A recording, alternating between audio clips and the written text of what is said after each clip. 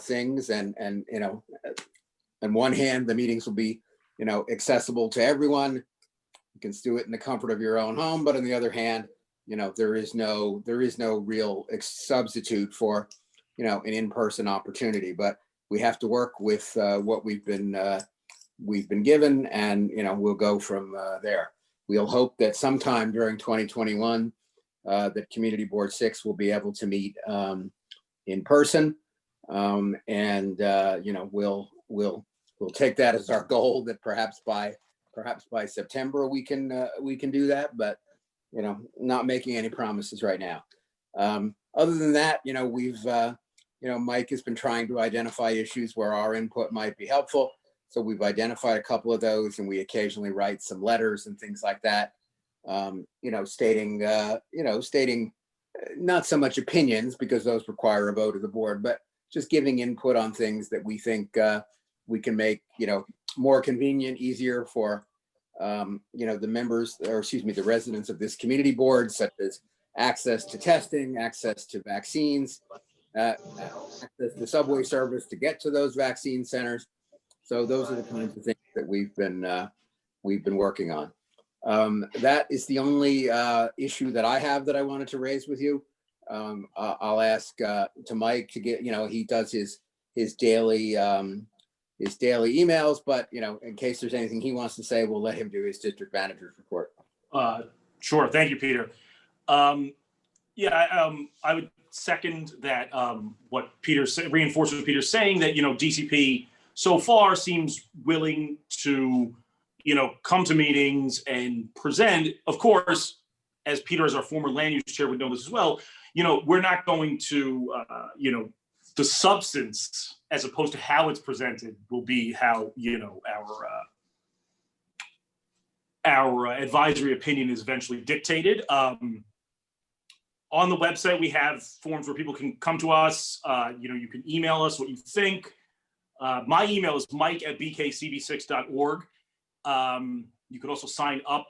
And if you just shoot me an email, I'll add you to the email list. You go on our website, brooklyncb6.org. You can sign up. I do have something of a compulsive nature to send out a newsletter every day, but it does, like tomorrow we'll recap all this. Speaking of those meetings though, someone who's actually helping us co-host the meeting right now, Samara, she and I have been working together on getting translation services to our meetings. And we're working on that. We have a meeting coming up this Friday to figure it out, because obviously, as Peter's saying, an in-person meeting is more fun. Oh, I don't know, fun's the right term. It's, I guess with this, I have less of a freak out about permits for being allowed to be at a place at a certain time or what have you, but it is more interactive. However, this is the current situation. So, we'll keep you informed, and that's one way to inform. And I just saw somebody mention in the chat, I can't see all of it, they did email me. I'm sorry if I haven't gotten back to you yet with the sheer volume I've been receiving. I've become very popular during COVID. I don't know, popular and just that I get a lot of emails, not that I'm necessarily that well liked. But I will say, speaking to Peter's point about letters we've written, this week we actually, and it was just pretty organic, just started talking to people. We got 38 signatures on of our board members out of 44 for asking the city to work with the MTA to allow or enable subways to match the hours that vaccination sites are available. And we got like 200 retweets from an editor at the New Republic, Alex Perrine, which was pretty cool, I thought, for those who aren't on Twitter. But I think it was good, that maybe we could highlight the issues, because as an advisory body, we can only, our advice can only be as listened to or weighted to the extent that people think it matters and it's heard. So, that is one of the ways we do it. Other than that, that's basically it. Look forward to the year ahead, and hope everyone's had a good year so far in the first 12, now 13 days. And like I said, if you want to sign up, you can just shoot me an email, mike@bkcb6.org. But the easier way is to go on the website and just sign up. You'll hear about our meetings. I post these on our YouTube page and things like that. They're on our calendar page too, and in the archive once they're finished. And that's basically it. Hey, Mike, I just want to respond to your mention of that letter that was sent out to the MTA and one before that to the mayor. Mhm. I'm concerned that there might be some sort of communication breakdown. Mhm. I know you're getting a lot of email. I'm not surprised, but I never received any information on those letters. I'm finding out about them after the fact, and I assume. Yeah, no, you know, it's weird. I heard about other letters the same way, you know, like anonymously sent to DCP. So, Well, yeah, I mean, I'm very available, but was Wait. not included in the loop on Okay. that, which makes me think maybe I'm missing some other things, which is why I wrote to you and Peter last week and again this week, asking for whatever information Department of City Planning might have provided in the way of an official notification of the upcoming rezoning certification, and we've got nothing. I mean, I got What are you okay, I from mean- city planning, but I've got nothing from the community board on that. We've What- discussed it coming, and okay. January That, 19th has been discussed, but we've not received What else is anything there? There's no official other through the information, Glenn. community board. What? So I'm concerned that there's, one, that some things are falling through the cracks, and we Uh-huh. need to do better than that, Uh-huh. especially since we're going to have so much information to deal with and process in what is likely to be hundreds of pages of EIS Mhm. in order to, properly deal with this rezoning certification. Mhm. The other thing is I've got serious doubts that we can really hold an inclusive and fair public hearing under the circumstances. I've attended a bunch of committee meetings. Those work fine. Even the board meetings are okay. But the examples I've seen of the webinars, if you will, which DCP presented on Public Place and then again on Gowanus Infrastructure, it was frustrating. I mean, I got bumped off. I know other people got bumped off. Nobody could hear each other. Nobody could see who was in attendance at a meeting. It's a sort of a poor facsimile of a public meeting. And I'm just concerned that we're not going to be doing our job as And how is this the part of public the- voice, the voice for the community. Can I respond to that? Yeah, I've said what I wanted to say. I just wanted to see what other people. Yeah, can I respond to that? Unfortunately, I agree with you that there are some flaws in this process, but the city hasn't given us a choice. We could stand up on a soapbox and object, but it's not going to do us much good unless the city makes an administrative decision to halt all of its business until in-person meetings are allowed, and that's probably not practical.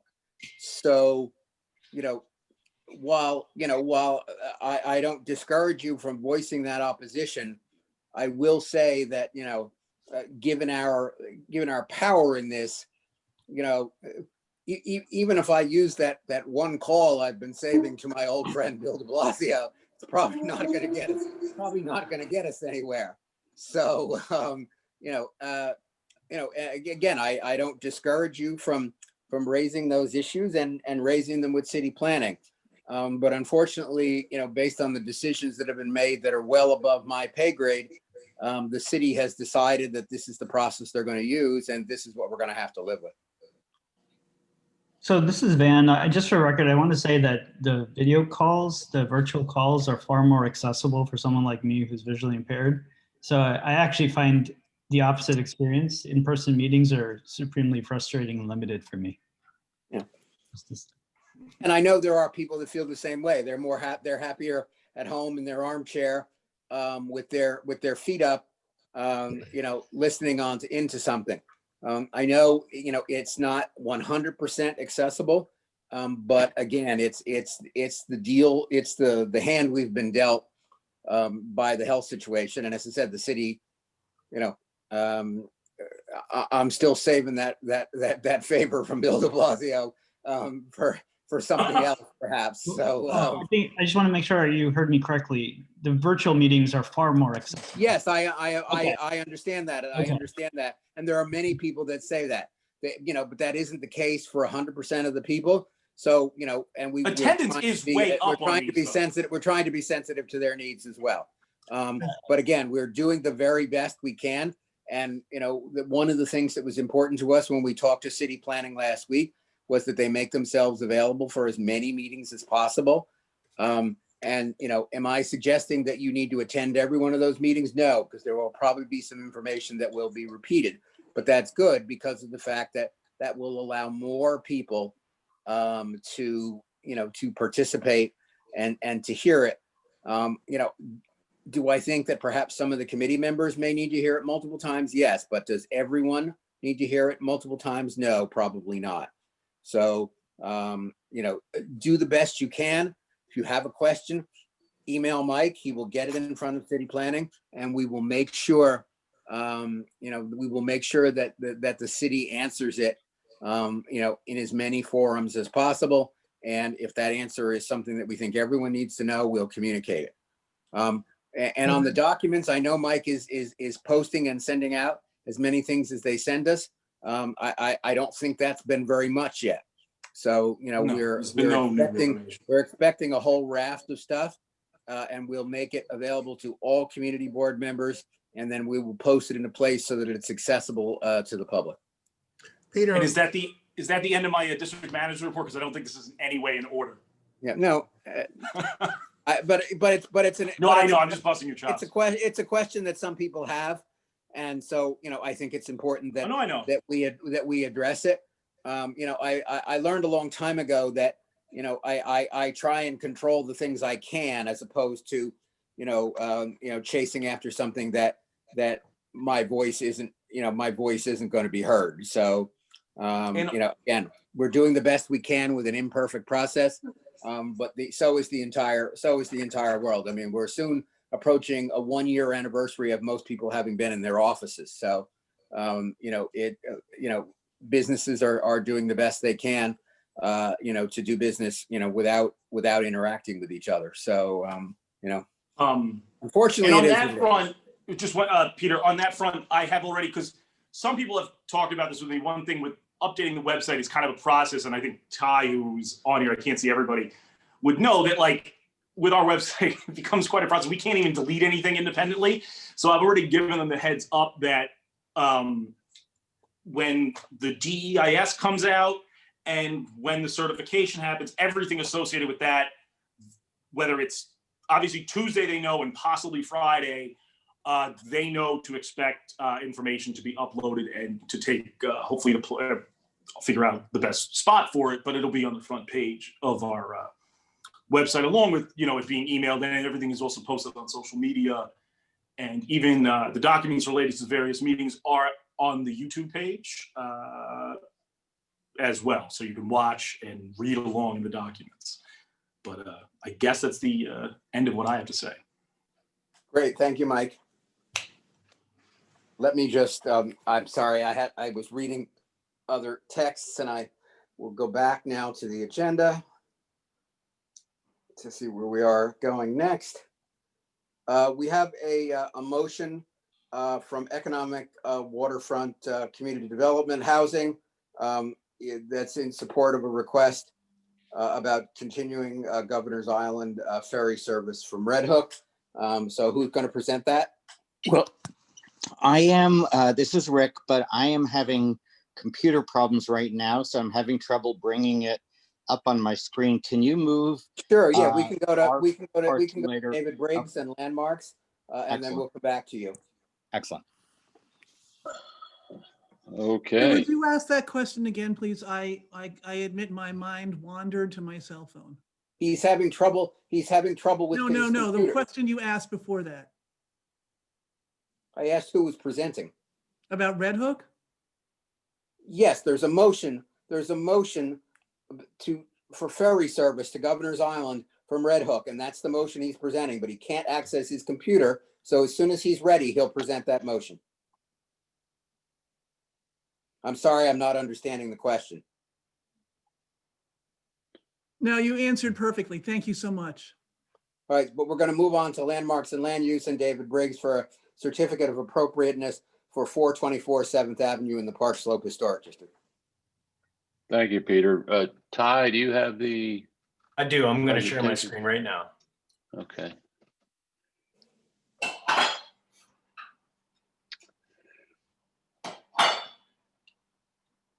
Okay, so this is a certificate of appropriateness application to add a double door over a single-story roof, single-story extension roof in the Park Slope Historic District Extension. You can go to the next slide, please, Ty. That's the building. Next. Those are, well, you can sort of, you can see on the right there, there's a note that says approximate location of existing terrace door, which you can't see because of the fence. Go to the next slide. There's a different view. It's in that wall where Ty's circling with his cursor right now, and there on the right is a rendered door, double door, below the existing windows. Go to the next slide. That's the existing opening on the left and the proposed opening on the right. And go to the next slide, and here are some details. Plan, elevation. Next slide. Was there much after this, actually? That's it, actually. Okay. So there were questions raised by the committee if there was a security gate on the door, and the answer was no. Someone asked if a single door was possible, and the applicant prefers a double door to increase light to the interior space and to provide a better visual connection to the terrace. It was asked if the door had to be 9 feet tall, and the applicant said, you'll see on the proposal on the right there, the door is now taller than the window to the right. And the applicant said, well, the windows on the facing the street are at that same head height, so they wanted the interior to align in the room.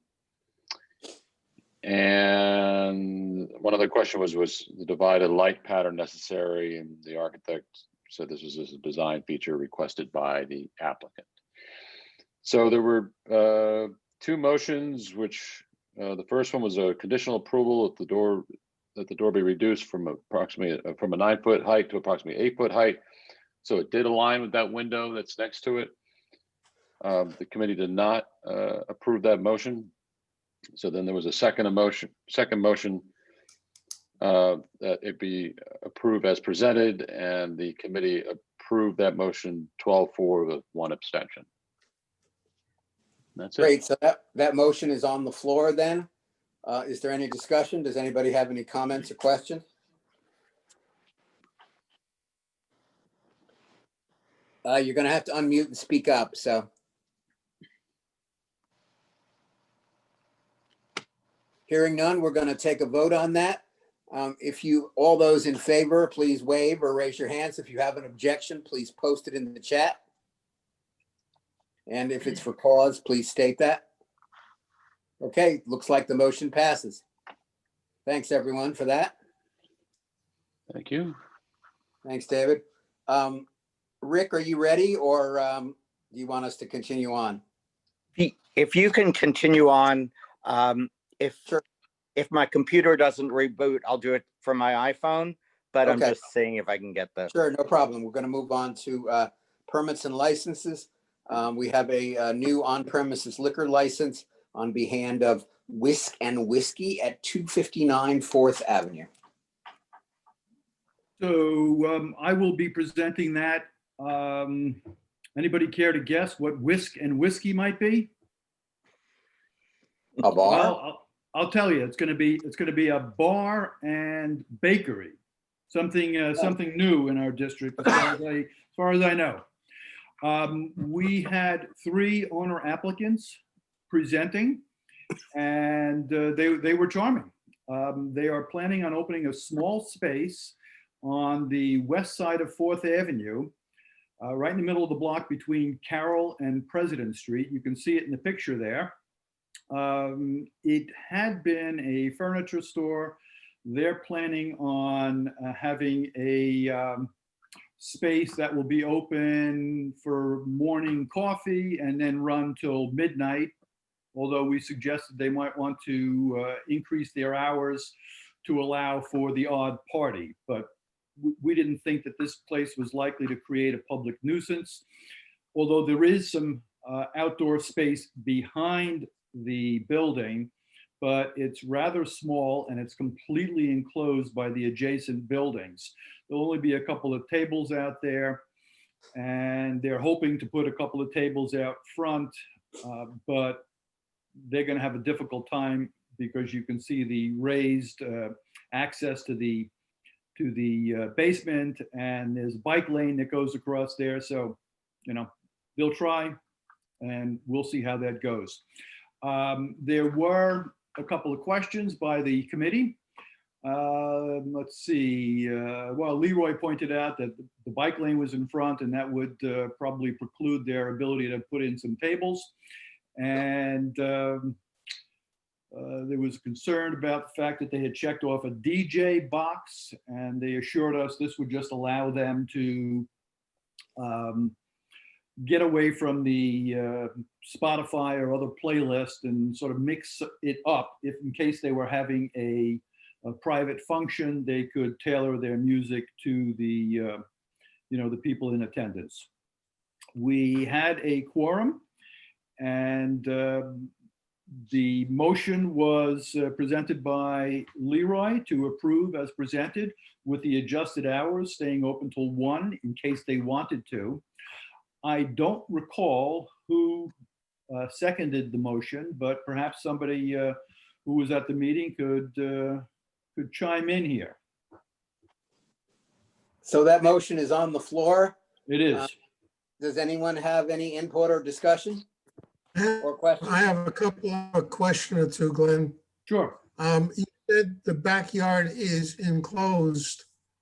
Is it enclosed on the east side of that with residential buildings? Yes. And do residential windows?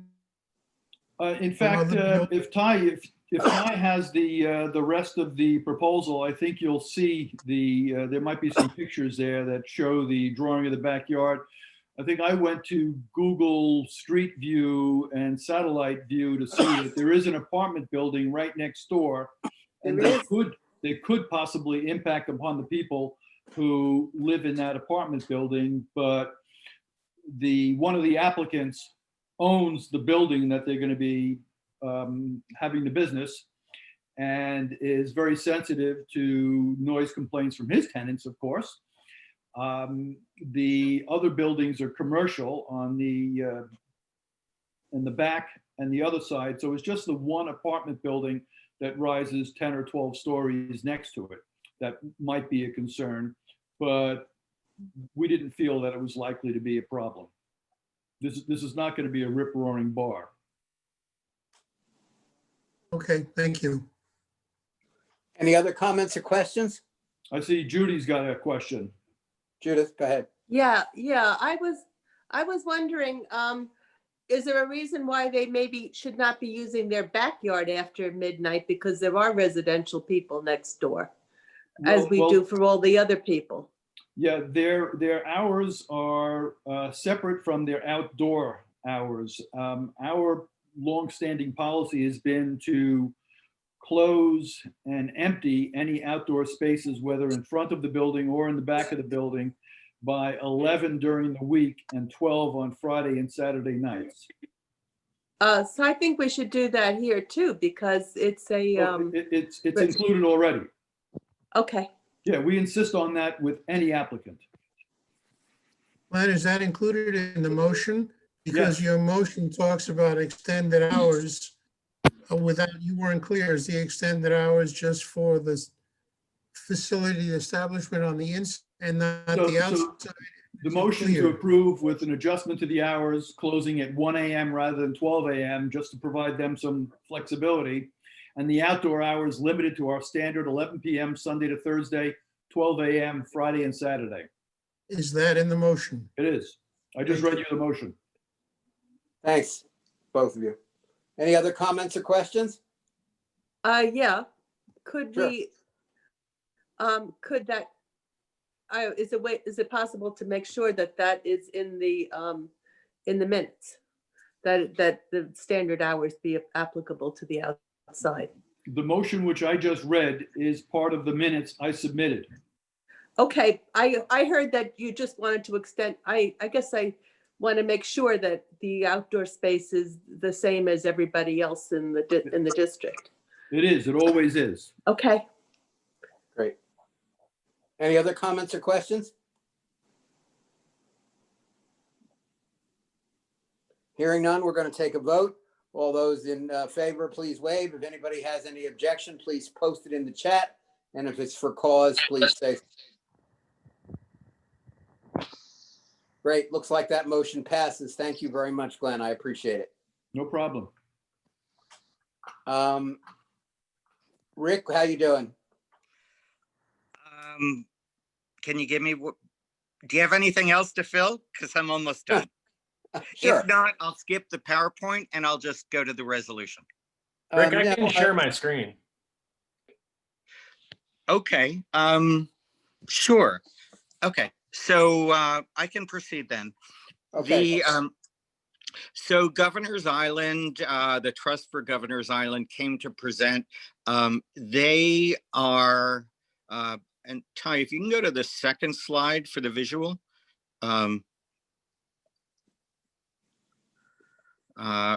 Earlier. The second one, the next one. So Governor's Island is undergoing a rezoning that has been in ULURP, and it's for the south part of the island, which is what you see towards the bottom right.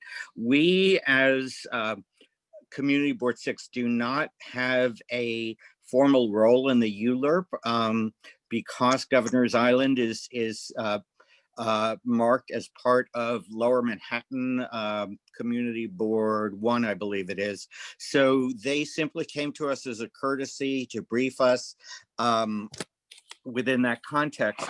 And just to give you a little bit of context, the trust in the 2010 master plan, when the city took possession of the island, had a multi-year plan that included reactivation of the historic buildings on the north side, which is a landmark district, with not just park that we're familiar with, but many cultural uses and events. And there are many arts programs there, including artist residencies and Lower Manhattan Cultural Council. Their goal, the trust, was to move towards ultimately a year-round utilization by activating the south side with a broader array of uses. Right now, it's residential because that was the legacy from when the Coast Guard owned and lived on the island.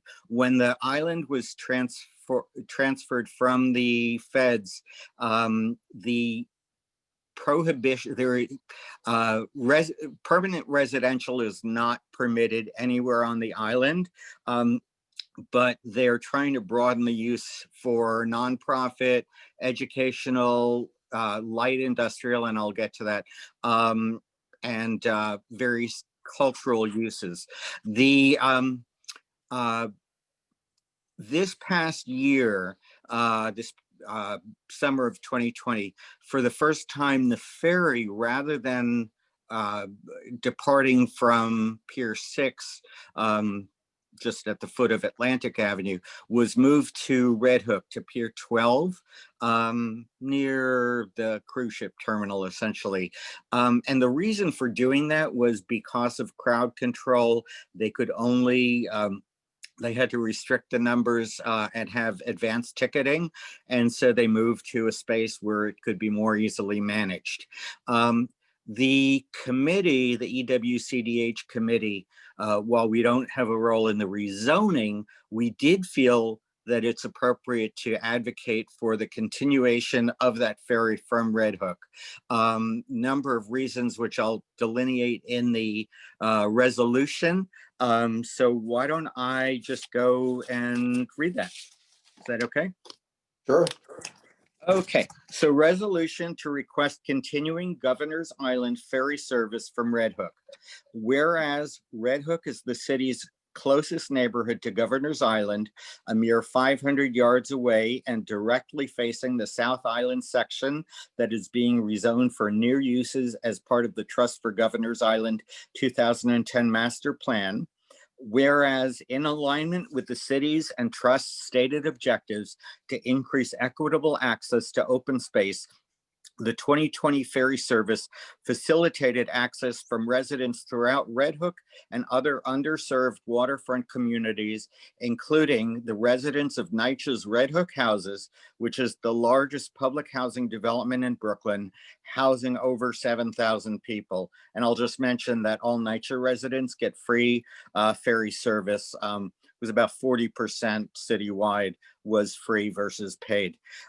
Next, whereas the Trust 2020 ridership data indicates that residents from Red Hook and the South Slope neighborhood were two of the top 3 neighborhoods that used the ferry.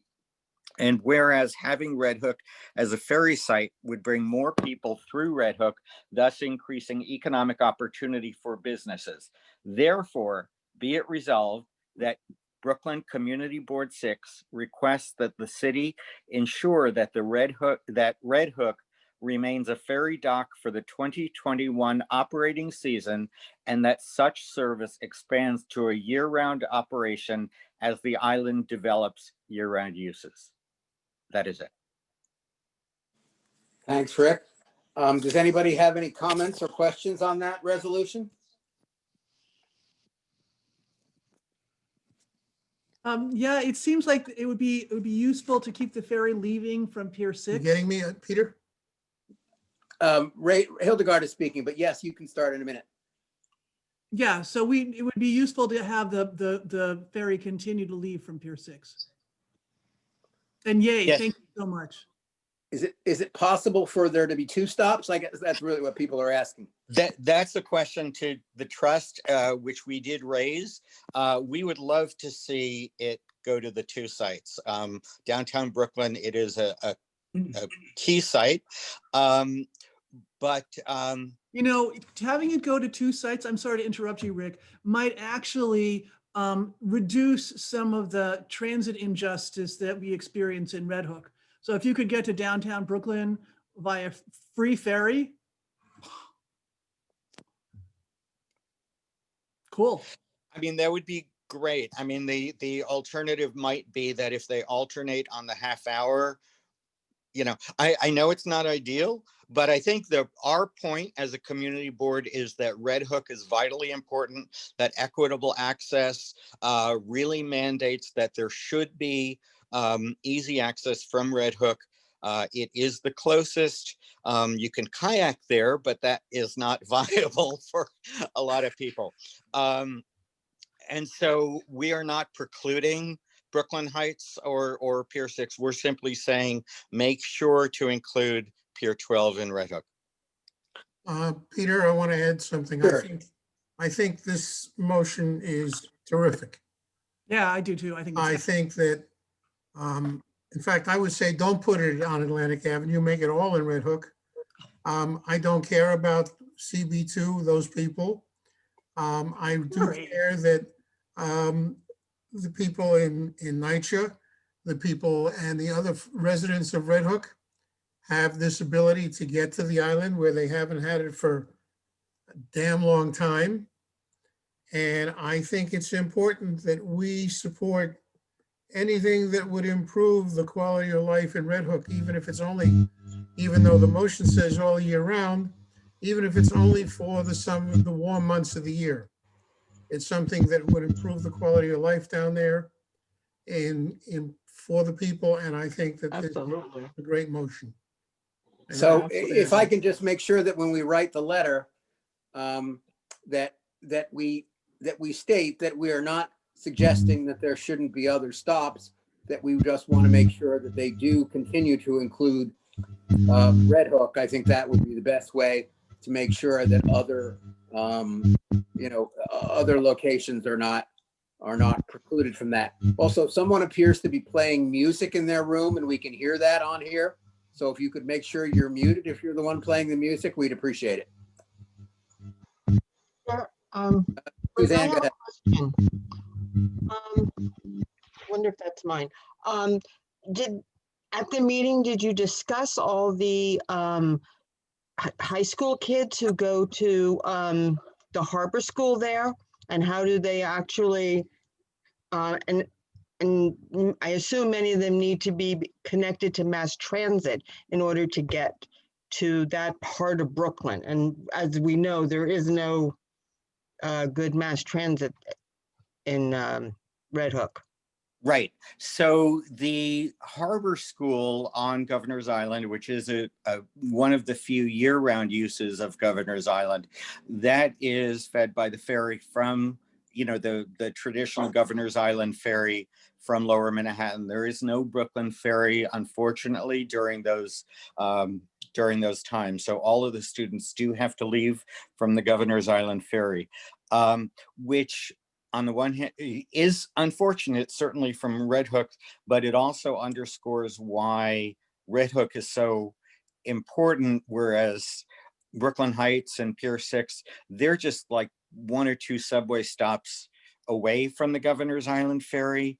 And so students, while it would be great if they could leave from Red Hook, it is not a terrible inconvenience to go through the Governor's Island ferry, given that that is very frequent and long hours around the school day. Great. Any other questions? Hildegard, be sure and unmute. Yeah. So, Rick, this is such a beautiful thing. I'm like so excited. But I can't let stand the idea that getting from public housing in Red Hook to the subway is trivial. It is not trivial. I routinely walk down to Resilient Red Hook meetings, from my house in Park Slope, and it's a schlep.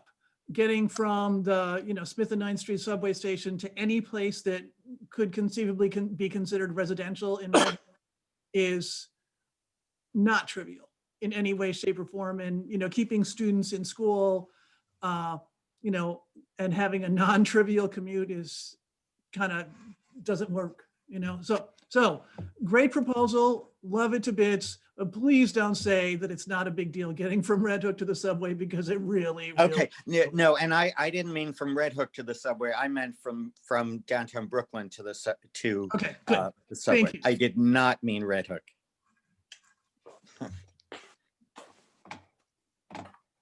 Anybody else have a comment or question? Hearing none, we're going to take a vote on this. Again, if you're in favor of it, please wave and raise your hand. If you have any objections, please post them in the chat and we'll record it as such. I had a question that wasn't recognized. Sure, go ahead. I'm sorry. I didn't see it. Yeah, I just wanted a quick crash course in the budget behind this ferry. What coffers is it coming from state money, or is it part of the NYC ferry program? What are the subsidies on it? I profess to not know that. We'll do some research on that, and I'll make sure that we'll communicate it to you in person, and we'll try and get Mike to include it in his newsletter. I think it's from the New York City ferry. If I heard Joanna's question correctly, I think it's the New York City ferry. That would have some bearing on my assessment of the program. Yeah, no, understandably. Okay, so it looked like everyone else was in favor of that. So we're going to move on. Did anybody? Peter, could I just make a comment? Sure. This is probably a good time, since we were just talking about Governor's Island, to point out that their recent proposal that they presented on the rezoning will likely result in over 4 million square feet of new development. And they mentioned that all of the sewage from Governor's Island comes across under Buttermilk Channel and goes to the Red Hook treatment plant, which we should consider when we're considering the Gowanus rezoning. We've got, Sure. you wouldn't even think about it, but we should keep that in mind. I appreciate knowing that. Thank you, Glenn. So I realized that we accidentally, no, I didn't. Never mind. I apologize. So we're going to hear now from representatives of elected officials. I don't have that list in front of me to see who's here. So if somebody wants to volunteer to start, then I'll ask somebody to text me who else is in the room, and we'll go from there. Hi, everyone. I'm happy to start. So my name is Nicole Crystal. I'm the new community liaison for Councilmember Brad Lander. I'm also a resident of the district, so this is particularly exciting for me. Hasn't even been a week on the job yet, but already learning a lot and super excited to work with all of you for the betterment of the district. You may have previously been in touch with Megan from our office, who I'm happy to announce has actually been promoted to Chief of Staff. So any issues that you have in the neighborhood, anything related to COVID-related questions or street conditions, please feel free to reach out to me. I'm going to just quickly copy and paste my email into the chat. And then I just had a couple of really quick updates for everyone. So 3 quick updates. The first is about CHIPS, or Community Help in Park Slope. CHIPS is, of course, a beloved community soup kitchen and residence for homeless mothers and infants in the area. It's been serving the neediest among us throughout the pandemic. So many of you have already donated, prepared food, toiletries to support their efforts, but now CHIPS is in very urgent need of both a new refrigerator and also PPE. So to help fund these needs and also allow CHIPS to keep doing its incredibly important work, you're able to make a direct donation if you'd like to. I'm also passing along this information in the chat right now. The second thing is about participatory budgeting, which is back on. And there's a town hall tomorrow at 7:30 if you're interested in attending. You'll get updates on what's going on generally with participatory budgeting right now in districts 39, 33, and 38. You'll learn about the future of participatory budgeting in the city with council members Lander, Levin, and Menchaca, as well as representatives from the New York City Engagement Commission, district and youth committees, and a couple of other folks. So pasting the link for that too in the chat. And then one more quick update. If anyone you know is facing any sort of rental hardship, please be reminded that there is a 60-day eviction moratorium, meaning of course no evictions for people who qualify until May 1st. So I'm also pasting information for that in the chat as well. So that is actually all for me for now, but please feel free to reach out about literally anything or just say hi or tell me about your favorite things in the neighborhood. Really excited to learn more about all of you. Thank you. Great. We have Donna from Joanne Simon's office. And Ty, can you please, I apologize. Ty, somebody just posted in the chat that they're not able to unmute. So if you can look at that and see if there's anything you can do for them, I'd appreciate it. Sure, I will. I apologize, Donna, go ahead. That's okay, it's fine. Hi, everybody. I am from Joanne Simon's office. I am a community liaison as well. I'm not nearly as new as Nicole. I'm 6 weeks, I guess, into the job, but along with Olavia Bello, who is not here, we both started on the same day, and we are so glad to be working with all of you. So we want to extend to you, wishes for a happy new year, for a much better year this year than previous year, all of that. And Joanne extends to you all her personal greetings and is hoping that we are on the right track for a much more progressive future. She wanted to let you know that she, as you may have already heard, the Legislative Assembly in Albany, which is being held remotely these days, is underway. You probably have heard that there was a State of the State in 3 parts this week delivered by the governor. And so we're, anxious to see what comes out of that. She wanted to invite everyone to let us know, let her know, let the staff know what your concerns are legislatively going forward. You please reach out to us via email. You can always reach us. I'll put both emails, both my email as well as the Simon J email in the chat in just a moment. And we are anxious to hear from the community about the things that are important to you. We also wanted to share with you that we know that for many of you, based on the amount of activity that we're receiving in the district office, the COVID vaccine rollout is a tremendously important issue. And we would like you to encourage you to really report to us all of the problems and the successes that you are having with regard to this, because together we think we can make it a better program. Additionally, she also did not want me to not mention her, concern and outrage with the events that happened in Washington last week and that are continuing to go on. She knows that people are concerned about their own safety and the safety of their elected officials and the safety of the Constitution of the United States. And once again, she wanted me to emphasize that your concerns are her concerns, and please reach out to us with anything that you feel you need to share. Other than that, we had a relatively pleasant holiday season, and we hope that you all did as well. Looking forward to working with you all moving forward.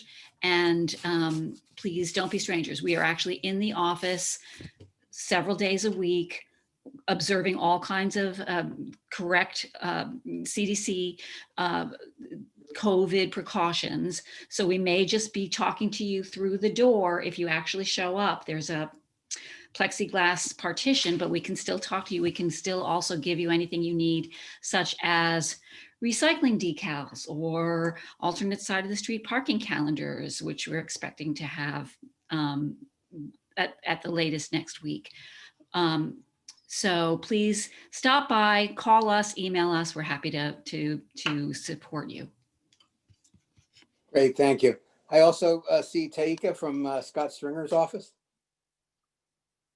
Hi everyone, Happy New Year. It's good to be back here tonight with Community Board 6. It's been a bumpy start to the year, but here is hoping for a better year ahead. So I just have a few quick updates. Firstly, our annual paid summer internship posting is now open for matriculated college students to apply. The deadline is March 5th, 2021. So I will put that link in the chat below. All candidates must apply via our website to be considered. The program is 9 weeks from June 7th to August 5th, and interns work 28 hours a week, Monday to Thursday. Secondly, today, Comptroller Stringer released a plan to make sure that New York City's small businesses get their fair share of the Paycheck Protection Program funding as the PPP program reopened today on January 11th. This program was intended to support small businesses by helping them to retain staff and stem job losses. However, an analysis released by our office found that New York City lagged far behind in its share of eligible businesses that received a PPP loan. So just 12% of the more than 1.1 million employee-based and non-employer businesses in the city received a loan, compared to a more sparsely populated and less economically impacted states such as North Dakota, South Dakota, Nebraska, etc., where more than 20% of businesses received a loan. Our report also showed notable disparities between boroughs and industries receiving these PPP loans, with nonprofits getting minimal support through the program. So I will drop that announcement in the chat box later. And finally, the comptroller today also sent a letter to Mayor de Blasio urging the city to stop shortchanging nonprofits on the front lines of COVID relief and honor indirect cost rates funding promised to nonprofits for human services contracts in fiscal year 2021.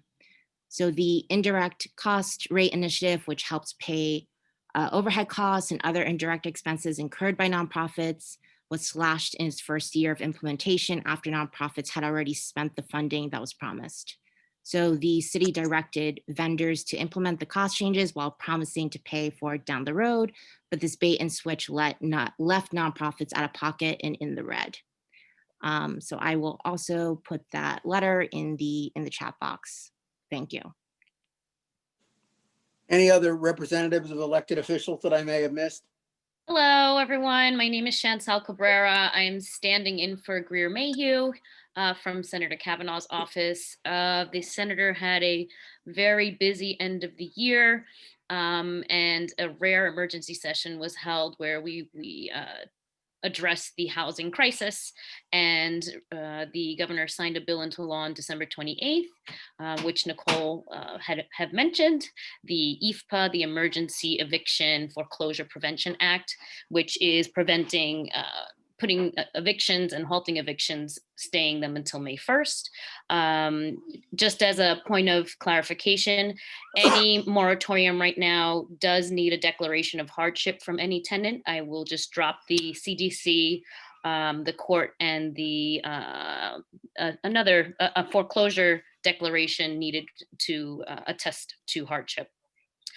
This bill also protects against foreclosure and tax lien for owners, property owners, as well as prohibiting negative credit reporting and discrimination in extending credit as a result of the pandemic. And it also automatically renews any senior citizen homeowner exemptions and disabled homeowner exemptions. So they will no longer have to file again this year to make it a little bit easier.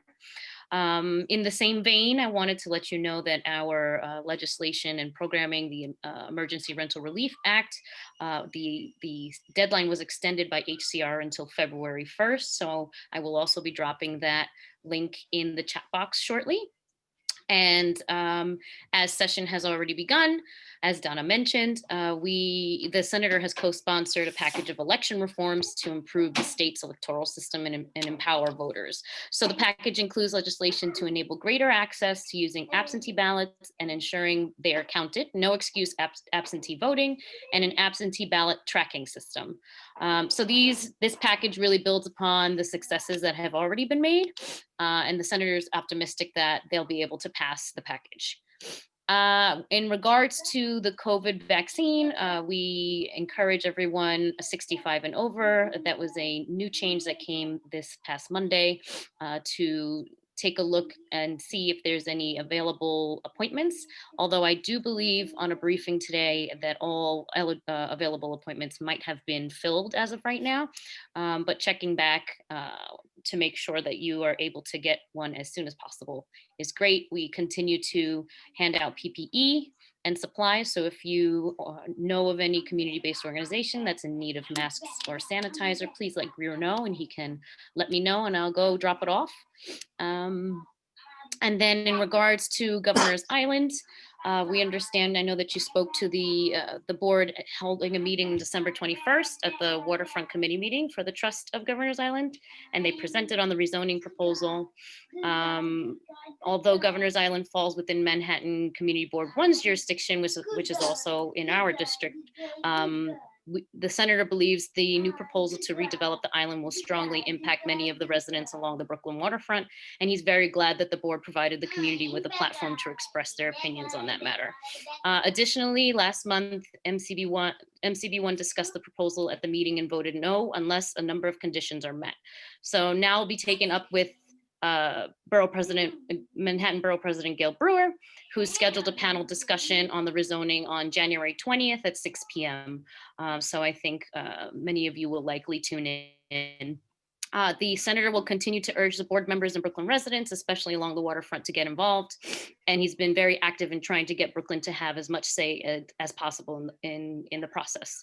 And if you have any questions, again, please feel free to direct them to myself tonight or usually Greer when he's around. And if there are any questions, or I will just drop all my links, the array of links I have available in the chat. And thank you for having me. And thank you and welcome to Nicole and Donna. Thank you so much. Great to meet you. Any other representatives of elected officials? Seeing none, we're going to go to community session. Is there anyone that wanted to speak for the 3 minutes that we allot to that per person?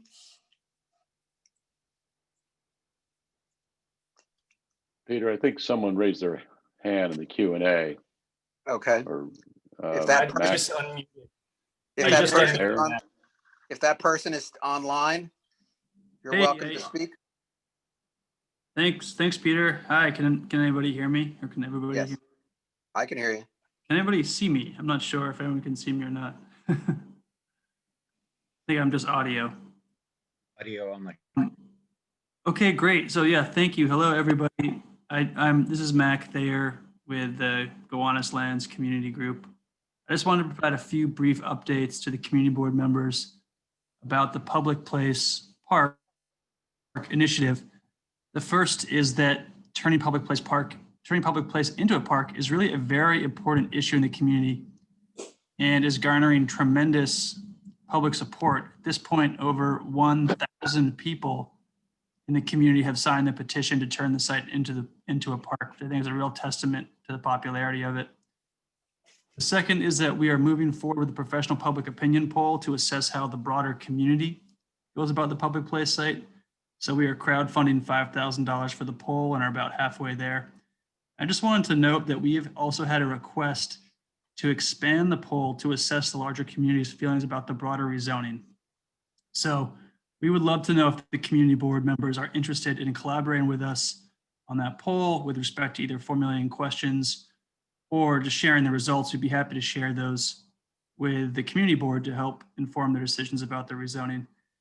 And the third is that we've just completed a really cool collaboration with the Parsons School of Design on renderings for the park, which really are amazing and have looked really interesting and are now available on our website. So I will put a link into the chat.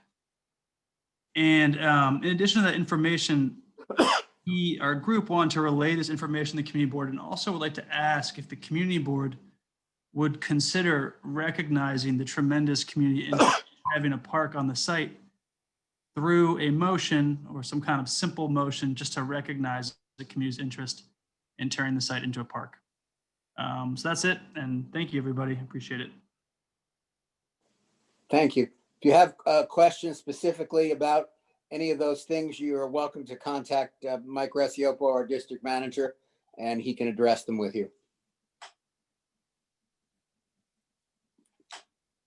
Peter, we have one more hand up from Sure. the attendee side, Edward Nosel. I'm going to allow to speak now. Okay, thanks, Ty. Yes, hi, this is Ed Knesel. Sorry, I didn't actually plan to speak. I'll follow up on the website. Thanks. Thanks, no problem. Thank you. Anybody else? I do have one more hand up. Sure. Hi, can you hear me? Yes. Hi, my name is Sarah Vaswani. Hi, everybody, and thanks for unmuting me. I'm actually, a few of us wanted to join today because we're part of that area where the neighborhood zoning delivery areas were put on overnight without telling us.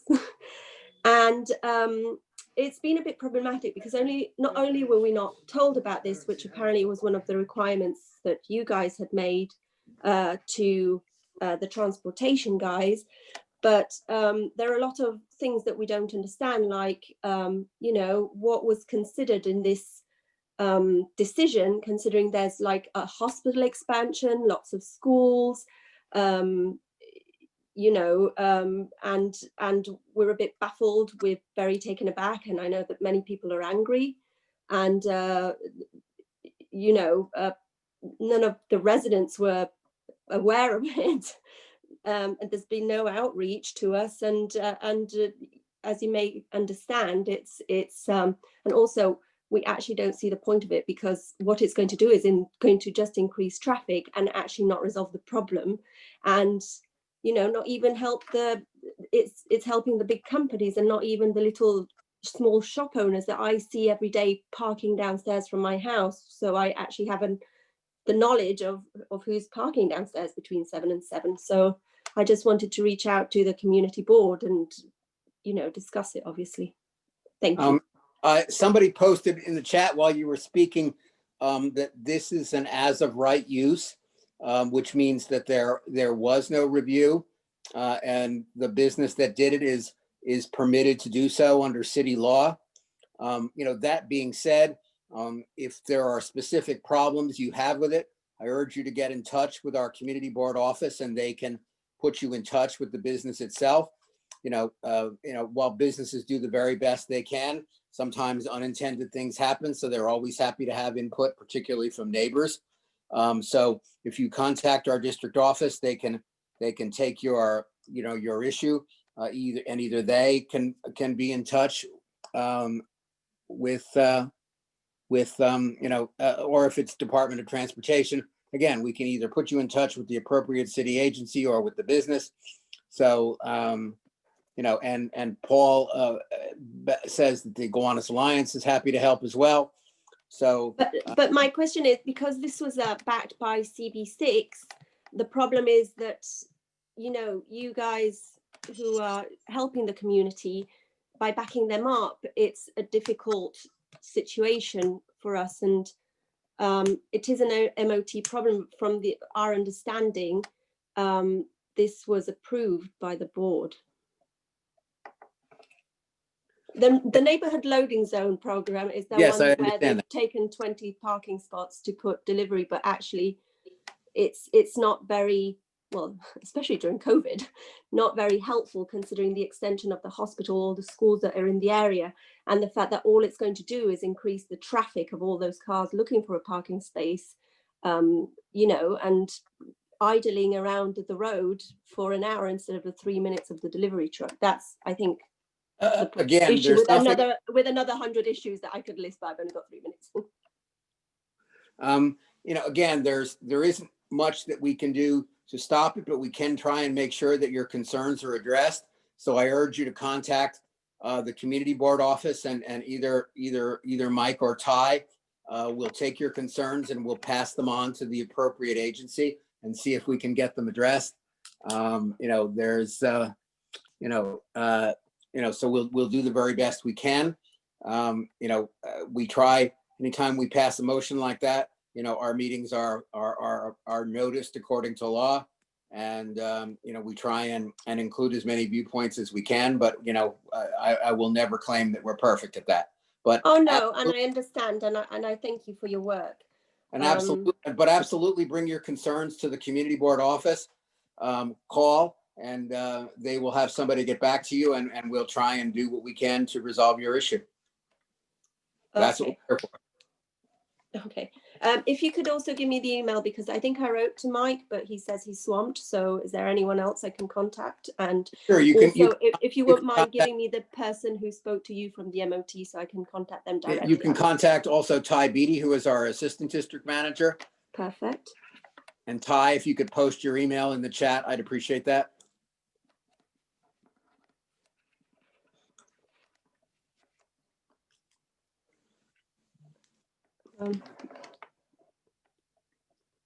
Are there any studies that you have or data that they were provided to you before this was approved by any chance that we can review? Because again, these are concerns that are best addressed with the office. oh, thanks for the email. I see it now. Yeah. So it's Ty at bkcb6.org. So if you would contact him, that's the best forum which we can address your concerns. Thank you. Okay. Thank you. So anybody have any new business before we adjourn?